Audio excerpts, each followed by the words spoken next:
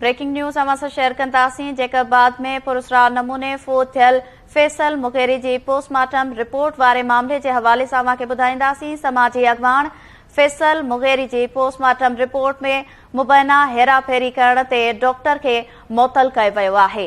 अहम खबर अवां शेयर कयूं पिया, जेका बाद में पुरस्कार नमूने फोत थियल फैसल मुगेरी जी पोस्टमार्टम रिपोर्ट वारे मामले के हवाले से अवां बुधायूं पिया। समाजी अगवान फैसल मुगेरी जी पोस्टमार्टम रिपोर्ट में मुबैना हेराफेरी करण ते डॉक्टर के मुअत्तल कयो वियो आहे। Pakistan medical and dental council postmortem report में हेराफेरी करार दिनो आहे।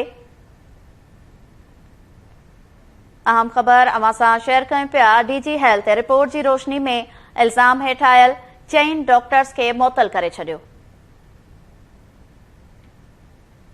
मुअत्तल थियल डॉक्टर्स में डॉक्टर इरशाद एच काज़मी, डॉक्टर शम्स खोसो शामिल आहिनि, जड॒हिं त पोस्टमार्टम रिपोर्ट में हेराफेरी करण ते डॉक्टर इनायतुल्ला मक्सी ऐं डॉक्टर अमानुल्ला बि मुअत्तल कया पिया आहिनि।